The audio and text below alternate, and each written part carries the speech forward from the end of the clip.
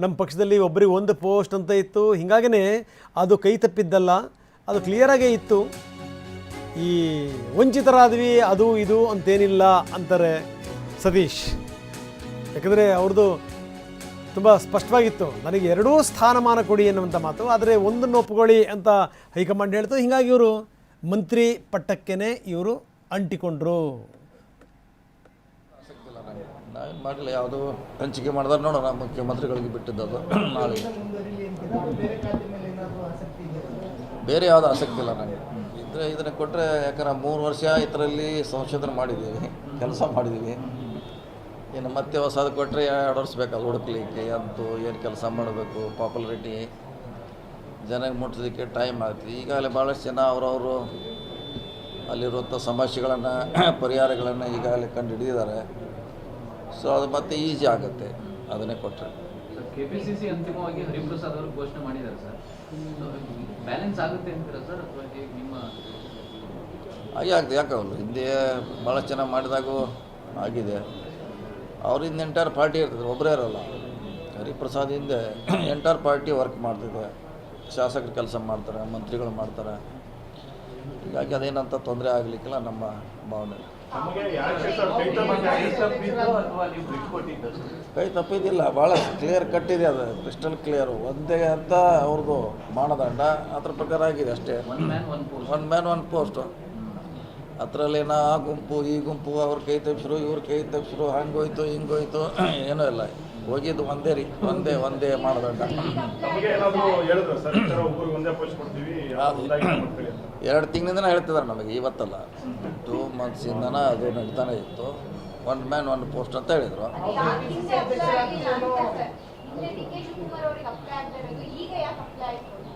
ಆ ರೂಲ್ ಬಂದಾಗ ಆಲ್ರೆಡಿ ಆ ಪೋಸ್ಟಲ್ಲಿದ್ದರು ಅವರು. ಸ್ಪೆಷಲ್ ಕೇಸ್ ಆ ರೂಲ್ ಬಂದಾಗ ಆಲ್ರೆಡಿ ಆ ಕೇಸ್ನಾಗಿದ್ದರು.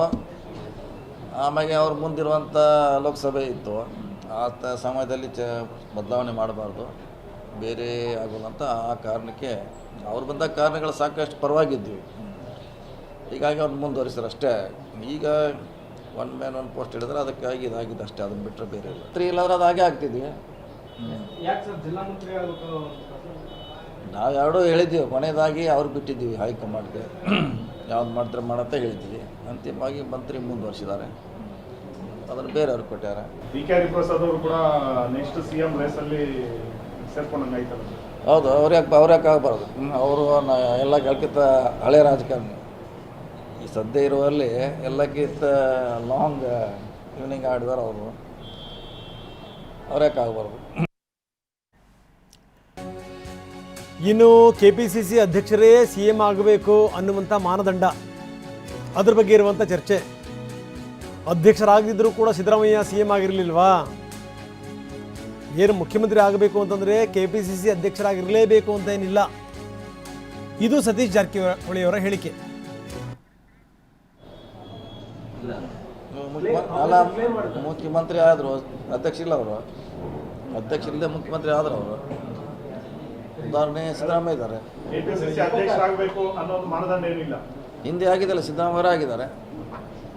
ಸಿದ್ದರಾಮಯ್ಯ ಉದಾಹರಣೆ ಇದೆಯಲ್ಲ, ಇನ್ನೂ ದೂರ ಏನಿಲ್ಲ, ಹಿಂದೆ ಆಗಿದೆ. ಸಿದ್ದರಾಮಯ್ಯ ಅಧ್ಯಕ್ಷ. ಇನ್ನು ಹಾಗಾದರೆ ಈ KPCC ಅಧ್ಯಕ್ಷ ಸ್ಥಾನ ಬೇಡ, ನನಗೆ ಮಂತ್ರಿ ಸ್ಥಾನವೇ ಇರಲಿ ಅಂತ ಸತೀಶ್ ಜಾರಕಿಹೊಳಿ ಯಾಕೆ ಹೇಳಿದರು? ಅವ್ರಿಗನ್ನಿಸ್ತು KPCC ಪಟ್ಟಕ್ಕಿಂತ ಸಚಿವ ಸ್ಥಾನವೇ ಬೆಸ್ಟ್ ಅಂತ ಅನ್ನಿಸ್ತು. ಒಂದೇನಪ್ಪ ಅಂದರೆ ಕಂಟ್ರೋಲ್ ಇರುತ್ತೆ, ಸರ್ಕಾರದ ಮೇಲೆ ಹಿಡ್ತಾ ಇರುತ್ತೆ. ಸರ್ಕಾರದ ಮೇಲೆ ಹಿಡಿತದ ಜೊತೆಗೆ ಏನಾದ್ರೂ ಈ ಬೆಳಗಾವಿ ಜಿಲ್ಲಾ ರಾಜಕಾರಣ ಅದರ ಕಂಟ್ರೋಲ್ ಏನಾದರೂ ಕೈ ತಪ್ಪಿಬಿಟ್ರೆ, ಹೀಗಾಗಿ ಈ ಆತಂಕ ಕೂಡ ಅವರಿಗಿತ್ತು.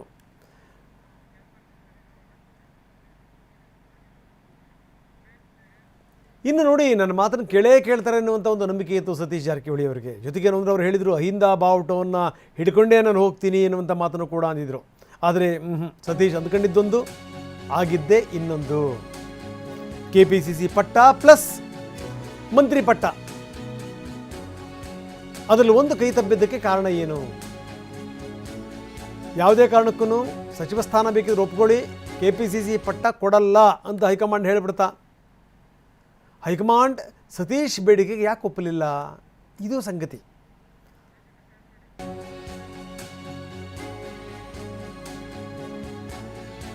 ಎರಡೆರಡು ಪಟ್ಟ ಕಟ್ಟಿಲ್ಲ. ಕಾರಣ ಏನಪ್ಪ ಅಂತಂದರೆ 2028ಕ್ಕೆ ಸತೀಶ್ ಸಿ ಎಂ ಸ್ಥಾನಕ್ಕೆ ಕ್ಲೈಮ್ ಮಾಡಬಹುದು, ಆ ಒಂದು ಭಯ ಆತಂಕ ಇತ್ತು. ಸಿ ಎಂ ಡಿ ಕೆಗೆ ಏನಾದರೂ ಸಮಾನವಾಗಿ ಪವರ್ ಸೆಂಟರ್ ಆಗಿಬಿಟ್ರೆ, ಯಾಕಂದರೆ ಒಂದೆರಡು ಜನ ಶಾಸಕರು ಸತೀಶ್ ಜಾರಕಿಹೊಳಿಯವರ ಜೊತೆಗಿರುವಂಥದ್ದು ನಿಶ್ಚಿತ, ಅದು ಸತ್ಯ. ಅದು ಈಗ ಕರೆದ್ರೂ ಕೂಡ ಒಂದು 25 ಜನ ಬಂದುಬಿಡ್ತಾರೆ. ಹಾಗಾಗಿ ಯಾಕೆ ಬೇಕು, ಒಂದನ್ನು ಯಾವ್ದಾರು ಒಪ್ಕೊಳ್ಳಿ ಅಂತಂತಂತು ಹೈಕಮಾಂಡ್. ಸತೀಶ್ ಏನಾದರೂ ಅಹಿಂದ ಉತ್ತರಾಧಿಕಾರಿ ಆಗಿಬಿಟ್ರೆ ಕೆಲವರ ಅಸ್ತಿತ್ವಕ್ಕೆ ಧಕ್ಕೆ ಬರುತ್ತೆ ಅಂತ. ಯಾಕೆಂದರೆ ಈ ಪಕ್ಷ ಸಂಘಟನೆಯಲ್ಲಿ ಸತೀಶ್ ಸಾಮರ್ಥ್ಯ ಇದೆಯಲ್ಲ, ಅದನ್ನು ಪ್ರಶ್ನೆ ಮಾಡೋಂಗಿಲ್ಲ. ಇನ್ನು ಶಾಸಕರ ಬೆಂಬಲದ ವಿಚಾರ ಬಂದರೆ ಮತ್ತೆ Satish versus D K fight ಆಗಿಬಿಟ್ರೆ, ಶಾಸಕರನ್ನು ಸತೀಶ್ ಏನಾದರೂ ತಮ್ಮ ವೈಯಕ್ತಿಕ ಹಿಡಿತಕ್ಕೆ ತಗೊಂಡ್ಬಿಟ್ರೆ, ಇವೆಲ್ಲ ಭೀತಿ ಇತ್ತು. ಹಿಂಗಾಗೇನು ಅಂತಂದರೆ ಒಬ್ಬ ವ್ಯಕ್ತಿಗೆ ಒಂದೇ ಹುದ್ದೆ ಅಂತ ಹೈಕಮಾಂಡ್ ತೀರ್ಮಾನ ಮಾಡ್ತು.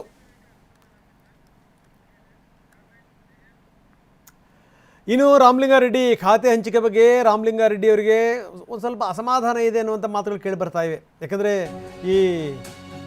ಈ ರೀತಿ ಏನಾದರೂ ನನ್ನನ್ನು ಕಡೆಗಣಿಸಿದ್ರೆ ಬೇಡವೇ ಬೇಡ, ನಾನು ಕೈ ಮುಗಿದು ಬಿಡ್ತೀನಿ ಅಂತ ಕೂಡ ರಾಮಲಿಂಗಾರೆಡ್ಡಿ ಯೋಚನೆ ಮಾಡ್ತಾ ಇದ್ದಾರೆ.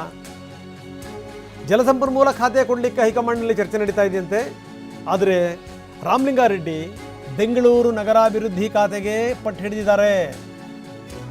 ನಗರಾಭಿವೃದ್ಧಿ ಕೊಡದಿದ್ದರೆ ಸಚಿವ ಸಂಪುಟವೇ ಬೇಡ ಅಂತ ಹೇಳಿದಾರಂತೆ ರಾಮಲಿಂಗಾರೆಡ್ಡಿ. ಬನ್ನಿ, ನಮ್ಮ ಪ್ರತಿನಿಧಿ ಪ್ರಸನ್ನ ನಮ್ಮ ಜೊತೆ ಸಂಪರ್ಕದಲ್ಲಿದ್ದಾರೆ. ಪ್ರಸನ್ನ, ನಾವು ನೋಡ್ತಾ ಇದ್ದೀವಿ, ಹಿಂದೆ ಬೆಳಗ್ಗೆನೂ ಕೂಡ ನಾವು ಇದಕ್ಕೆ ಸಂಬಂಧಪಟ್ಟಂಗೆ ಮಾತಾಡಿದ್ವಿ ನಾವು ನೀವು. ಹಿಂದೆ ಇದೇ ಡಿ ಕೆ ಶಿವಕುಮಾರ್, ಇದೇ ರಾಮಲಿಂಗಾರೆಡ್ಡಿ ಮನಸ್ಸಿಗೆ ಬೇಜಾರು ಮಾಡ್ಕೊಂಡಂಥ ಸಂದರ್ಭದಲ್ಲಿ ಅವ್ರ ಮನೆಗೆ ಹೋಗಿದ್ದರು, ಹೋಗಿ ಚರ್ಚೆ ಮಾಡಿದರು. ಯಾವುದೇ ಕಾರಣಕ್ಕೂ ಯೋಚನೆ ಮಾಡಬೇಡಿ, ಮುಂದಿನ ದಿನಗಳಲ್ಲಿ ನಾನೇನಾದರೂ ಮುಖ್ಯಮಂತ್ರಿ ಆದರೆ ನನ್ನ ಸ್ಥಾನವನ್ನು ಬಿಟ್ಕೊಡ್ತೀನಿ, ನಾನು ನಿಮಗೆ ನಮ್ಮ ಖಾತೆಯನ್ನು ಕೊಡ್ತೀನಿ ಅನ್ನುವಂಥ ಮಾತನ್ನು ಹೇಳಿದರು. ಈಗ ಕೊಡಬೇಕಾದಂಥ ಸಮಯ. ಆದರೆ ಎಲ್ಲೋ ಒಂದು ಕಡೆಗೆ ಮೀನಾಮೇಷ ಎಣಿಸ್ತಾ ಇದ್ದಾರೆ ಅನ್ನುವಂಥ ಮಾತುಗಳು ಕೂಡ ಕೇಳಿ ಬರ್ತಾ ಇದೆ. ಡಿ ಕೆ ಶಿವಕುಮಾರ್ ಅವರಿಗೆ ಕೊಡೋಕ್ಕೆ ಮನಸ್ಸಿಲ್ವಾ? ಒಂದು ವೇಳೆ ಕೊಡಲಿಲ್ಲ ಅಂತಂತಂದರೆ ನನಗೆ ಮಂತ್ರಿಮಂಡಲದಲ್ಲಿ ನನಗೆ ಸ್ಥಾನವೇ ಬೇಡ ಅನ್ನುವಂಥ ತೀರ್ಮಾನಕ್ಕೂ ಕೂಡ ರೆಡ್ಡಿ ಬಂದಿದ್ದಾರೆ ಅನ್ನುವಂಥ ಮಾತು ನಿಜವಾ?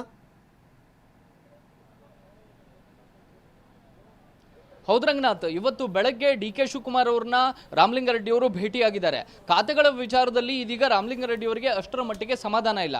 2023 ಜೂನ್ ತಿಂಗಳಿನಲ್ಲಿಯೇ ಇದೇ ಡಿ ಕೆ ಶಿವಕುಮಾರ್ ಅವರು ರಾಮಲಿಂಗಾರೆಡ್ಡಿಗೆ ಒಂದು ರೀತಿಯ ಭರವಸೆಯನ್ನು ಕೊಟ್ಟಿದ್ರು. ತಾನು ಮುಖ್ಯಮಂತ್ರಿ ಆದ ಬಳಿಕ ಬೆಂಗಳೂರು ಇನ್ಚಾರ್ಜ್ ನಿಂದೇ ಆಗಿರುತ್ತೆ ಅನ್ನುವಂಥ ಮಾತನ್ನ ಇದೇ ರೀತಿಯ ಸ್ನೇಹಿತನ ಭಾವದಲ್ಲಿ ಅವರು ಡಿ ಕೆ ಶಿವಕುಮಾರ್ ಕೊಟ್ಟಿದ್ದಂಥ ಭರವಸೆ.